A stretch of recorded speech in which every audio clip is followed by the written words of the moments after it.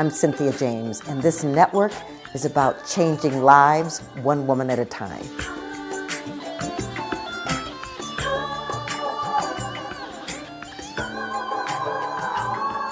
Hello, and welcome to Women Awakening. I'm your host, Cynthia James, and I get the honor of introducing you to women that inspire me, women that are change makers, women that have taken control of their lives and said, I'm here to make a difference, and I'm unstoppable.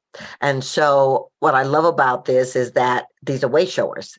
They get to show us, you, potential and possibility of what you can do with your life by just saying yes to your gorgeous, unique, unrepeatable spirit.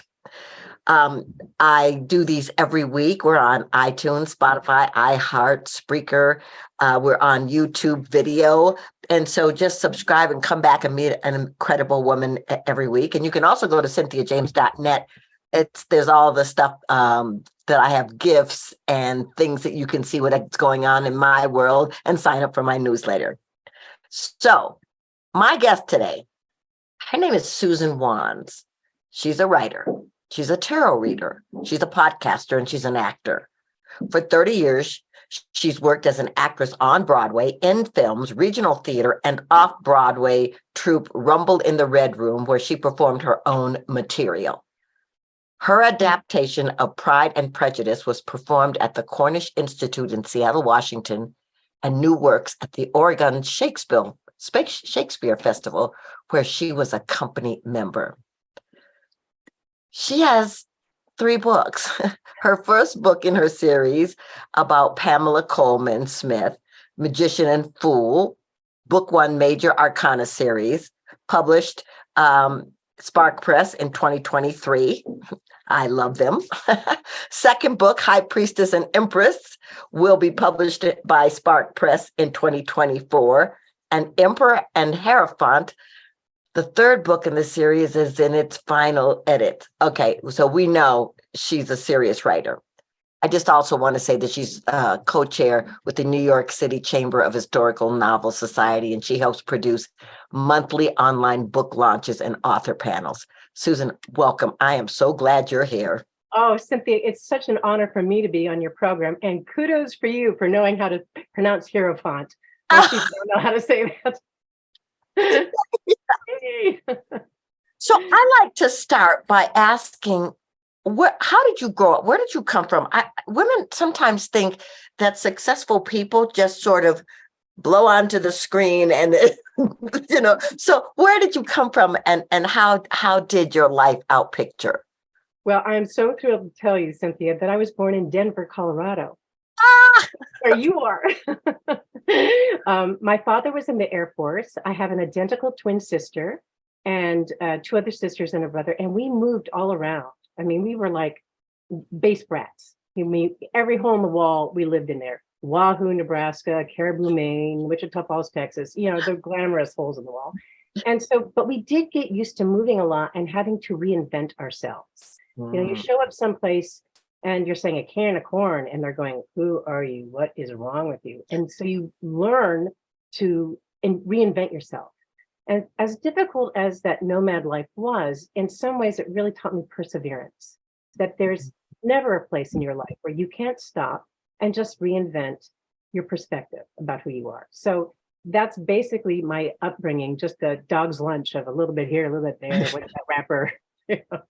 Well, it's really interesting. I love that you're saying that, because I had a similar life, but not from Air Force. We were on welfare, and so we moved a lot at different places and had to learn how to adjust, how to be with different kinds of people, how to navigate different expectations. So I totally get what you're saying. And anybody who's listening, who's had that kind of experience, bravo, because look what you learned. It's an exquisite thing. Well, and base housing was very strange. At the time that we were living there, because my dad was not an officer, we lived in non-commissioned housing, which was seen as, the bad part. And it was segregated. There was a part where Black families lived on base housing and people who weren't white. And so I grew up in this really weird atmosphere of, even though you're in the military, there's a striation of what society is. It just didn't feel right. So right. That was a very odd way to be part of the military. Well, you know what? I love that you're saying that too, because people, I think, as generations evolve, they don't remember how things were and how things were evolving and what was the norm at that particular point in time. So when did you decide to become an actress? Well, I think because we were moving so much, we would do nutty things like when we would move into a new neighborhood, my sister and I would always put on a circus. She was Troubles the cat, the ringleader, and my brother and I were. So we learned at a young age to play and play with others. And then I went to the University of Washington. I got a degree in women's studies and in theater, started working in Seattle, Washington, got married, went down to the Oregon Shakespeare Festival. And that sort of started my nomadic life of moving from job to job, hoping to get the next thing. And in about 1985, I moved to New York City and started over there. No equity card, no agent. I look at it now and go, what was I thinking? But, I just sort of showed up going, da, da, da, da, da. It'll all work out. I'll find a way. And I'm glad I don't know what I knew then. So it was good. Yeah, I lived in New York too, and clueless, completely clueless. So talk to me about why you love acting. I think I loved it because I got to be my version of the storyteller. Even if I wasn't writing the script, it was so empowering to be able to be an interpreter and to have a moment with people that was truly divine. And it was almost sacred to be entrusted with people's attention and focus to try to share a moment with them. And I got to play some great roles. I played Blanche in Streetcar Named Desire. I played some really great roles in Shakespeare. And then as I got older, the roles weren't quite as fulfilling or thrilling. And frankly, to sit in a trailer or to sit in a dressing room for weeks and months at a time, to not feel like you're filling your life's destiny, I realized that as I got older, it just wasn't doing it for me anymore, even though I loved it as a profession and I'm so grateful for it. But things change. Well, then what was your next calling? Well, because I'd always written, I wanted to write screenplays, books, whatever I could, because I was part of this troupe. And every Monday we would write these sketches, and I would write everything from, bizarre one-person things where I was dancing with a rubber glove at a ball to being a weird swan lady. And so it was very whimsical and entertaining, but not deeply entrenched in craft. So then as I started to write more, I realized, I need to be schooled. I need a lot more technique here. So I took courses at the New School and did some writing with other people. And then I started my progress to write my book, which took way longer than I thought it would. I thought I'm just going to knock this out because I write and I've adapted plays and I can do this. And it was like, oh no, learning curve is huge.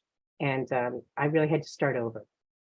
Okay, so tell me the premise, because this is a 3-book series. It's actually an 11-book series. These are the first 3 books.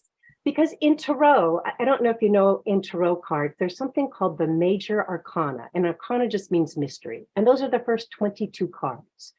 I am obsessed with the woman who created these cards. Her name is Pamela Colman Smith.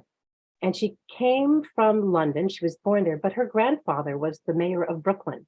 So she had New York City relatives. And she lived in Jamaica for a while and became very infamous because she produced the first Jamaican folk tales called Nancy tales. So wow. She was an illustrator and a designer and a creator, and at a very young age. But Cynthia, when I first started using her tarot cards, her name was not on the deck. It was the publisher and the man who co-created them with him. Nobody knew who Pamela Colman Smith was. And I was outraged that this was the best-selling deck in the world, 100 million copies in 20 countries, and nobody knew who her name was. So I had several tarot readings and several sort of visions where I went, she is speaking to you to tell her story. So you better get with it. So I've dedicated a lot of decades to learning everything I can about her, contacting her family and trying to understand where she came from, and to write this 11 series book that starts with a pairing of each one of these tarot cards. Pamela didn't have it easy either. She died broke and, in a Popper's grave in Bude, Cornwall. So she reinvented herself very often, but at that time, she did not have the resources to have any kind of mentorship or help or anything that would help her become more of an artist. So I'm determined, not only in doing this work about Pamela, but that Pamela's name and her other artwork is recognized. And her tarot cards are available?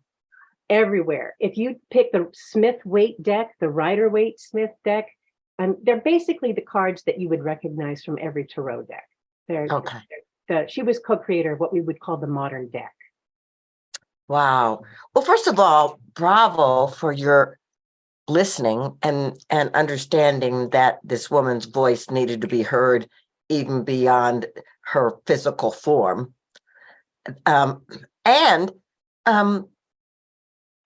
You took the classes and you started writing. But my question is, what were the stumbling blocks, the emotional stumbling blocks as you're in this process? For me, Cynthia, it always comes down to pride and ego. It's getting feedback, it's getting edits, it's starting over, it's not insisting that I'm right, because writing and acting is a shared collaboration. I mean, you're doing this with each other. And if you can't take the notes, then you will do what I do in a lot of instances. Well, I will make every mistake first, and then I will learn from it, I hope. But yes, when I put out the first version of my book, I had it listed with an English publisher who basically just listed it on a website and called it a day. And I was like, no, we need distribution. I need to get it in bookstores, and what? Too late. And then when I went back to people in the business, they went, yeah, you're done. You can't fix it. And I went, oh, I'm fixing this. I don't care how many times you tell me no, but I am fixing this. I don't know how, but I will fix this.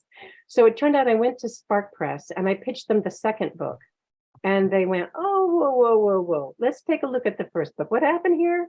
And I went, well, and they went, okay, first of all, let's go back and have you rewrite the first book. You wrote it 2015, 2016. The world has changed.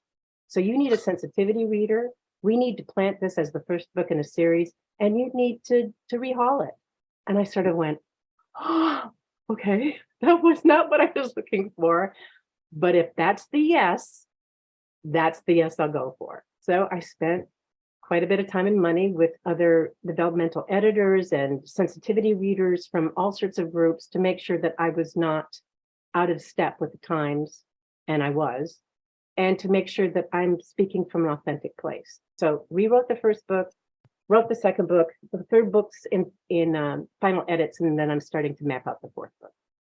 So one of the things I admire about what you're saying in this moment is, writing is a journey, first of all. And I love SparkPress and She Writes Press because they are organizations of integrity, and they really want to support authors in being the best that they can be. So I love that they said, no, let's go back and start at the beginning and let's bring that forward, and that you listened and hey, your ego does get involved when you're writing or creating, because you want it to be whatever you want it to be, and the universe is like, well, maybe not, maybe you'll go over here. Won't that be lovely? So I want to ask you too, because now, okay, so you've been an actor, or you are an actor, you're a writer, you are also married to an actor. For how many years? Almost 30 years. It'll be 29 on Easter this year. And we Wow. have spent probably a third to the fourth of our married life separated, because he was in a show at the Denver Center, Tantalus, with the Royal Shakespeare Theater that went back to England for about a year. And I would go to like the Alabama Shakespeare Festival for a 6-month season. So we just had to learn that we had to step up our game in terms of commitment, not only to each other, but to who we wanted to be.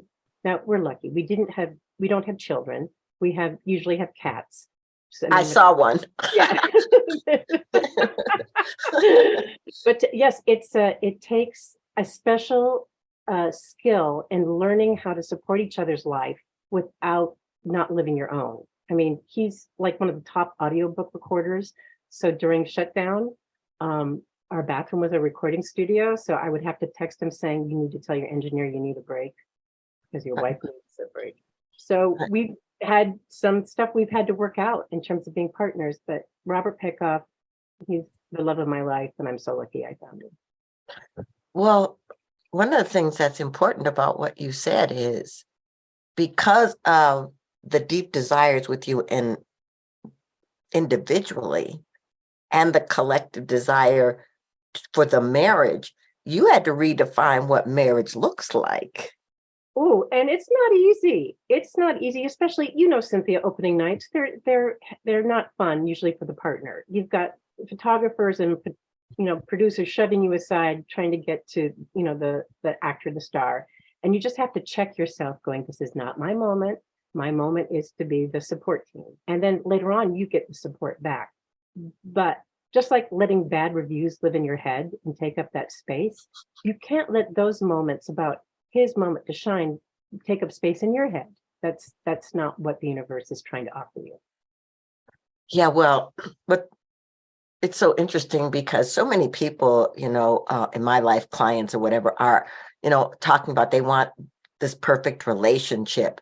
But what you're saying is something, ladies, I hope you're listening, because it's like, who are you first? Who do you want to be? What do you want to bring to the table? Who is that person?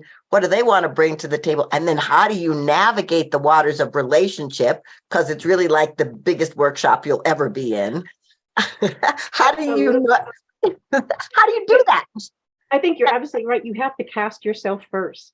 You have to put the oxygen mask over yourself to be living a life that's authentic, challenging, and that is transparent.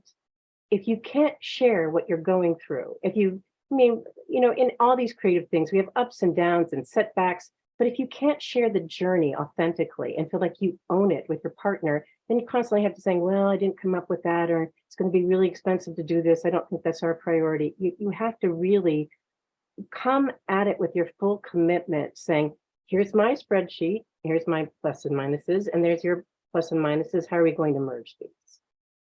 You are so right. My husband and I actually next Monday was our first date 29 years ago. And but here's the thing, we're both independent, we're both artists, we're both creative. It's like, how do you do that? So I'm so glad that we're talking about this, because the relationships of the 50s and the 60s and no, they don't exist anymore. Not really. Not if you're going to be an independent soul and a creative soul that's going to bring your light to the planet and have a partner that does the same. What do you think is the biggest challenge for women standing in their power? I think it's because we take on too much. It's in addition to being an artist and a partner and a lover and an explorer, suddenly we're obsessed with how clean everything is, and things have to be on a schedule, and we have to eat a certain way. And there's so much we've added to our to-do list that we have trouble relinquishing the fact that things don't have to run like a well-oiled train all the time. We ascribe all these duties that need to be shared, or maybe they don't need to be done, or maybe they need to be jobbed out. But I think that's one of the hardest things for women right now, is we are trying to be too much and manage too much.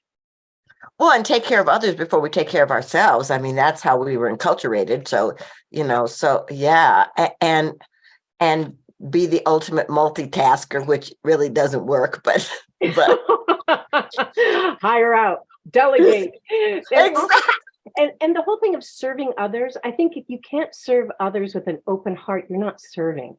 And so this whole idea of must do, must provide, putting out the milk and cookies for everything, there's nothing left after a while. So, I talk about this with my girlfriends a lot, about boundaries and limits, because we have them. We just do. We're not limitless fonts of giving. So that's a hard lesson to learn when we get burned out. Well, yeah, learning how to set boundaries and hold boundaries, especially when other people are telling you if you do that, you're selfish or you're not, being loving, but I tell people, we teach people how to treat us. And if we do everything for them, what we're telling them is that they're incapable of being their most powerful self. So Yes. I mean, believe me, our first year of marriage, suddenly Robert realized I was asking him to do housework. And he was like, what? This wasn't on the what happened here? So I was like, okay, maybe it was switch and bait a little bit. I will. well, all of us, I'm a baby boomer, and I'm, and it's like, this is what it's supposed to look like growing up. And it was like, and I was like, no, let's go. All right. So I want to know, how do people find you and your work? Well, thank you so much for asking, Cynthia. First of all, here's my book, Magician and Fool. You can just Google SusanWands.com, and there's all sorts of links. I encourage people to go to bookshop.org. You can get it on Amazon, but the reason I like bookshop.org is because it supports small bookstore businesses. Amazon is Amazon, it will always live on, but my website has a couple of different ways. You can also see all the different courses that I'm teaching about tarot. On May 27th, I'm having a 2-hour slideshow of all of Pamela's work for Morbid Anatomy, and you can find it on my website too. But I'm constantly yapping about her and tarot cards and how to learn to read them and all that sort of stuff. Yeah, well, and I got to tell you, for ladies who aren't knowledgeable about the tarot, there's something really powerful about the using of these decks as you are moving through life. Absolutely. I'm sorry, go ahead. No, go ahead. Well, Jung loved these cards for introspection because they're archetypes that really resonate with you. And I don't see them as fortune-telling cards. I see them as intuitive guidance. You know inside yourself where you're at. You can't predict your future until you know what your present is. And that's the brilliance of tarot cards. They let you know right now, how are you reacting to the death card? How are you reacting to the devil card? Because there's stuff going on. So that's why I really encourage people just to try it, see if it works. I love that. So I ask the same last question of every guest. The show is called Woman Awakening. What do you think is the most important thing that women need to know about the importance of their awakening? Gratitude. Gratitude for themselves. I think we're taught to look outwards and look at the world like, oh, the world gives you all these gifts. But gratitude to look at whatever stage of your life that you're at and say, I overcame this. I changed my mind about that. I did this. Okay, maybe they're not huge things in your mind, but you were able to change and evolve. And that is amazing. That's nature. That's everyday miracles that we can be grateful for the fact that as women, we are works in progress, which is amazing. Well, you're amazing. And you are too, Cynthia. Thank you so much for having me on your show. I just love it. Well, I'm so grateful that you're here, and you are definitely a Renaissance woman and a way shower. And ladies, I hope that you will go to her site and see what she's offering and check out what she does with the tarot. So, ladies, I'm going to say the same thing to you I say every week in a different form.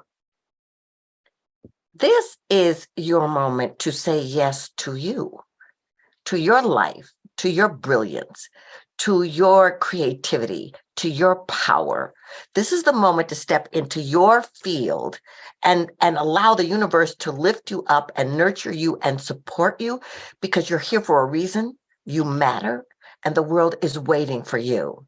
I'm very grateful to walk this path with you, and I love hearing the stories of how you're healing and transforming. Know that Women Awakening is what the planet needs right now. I love you, and I will see you next week.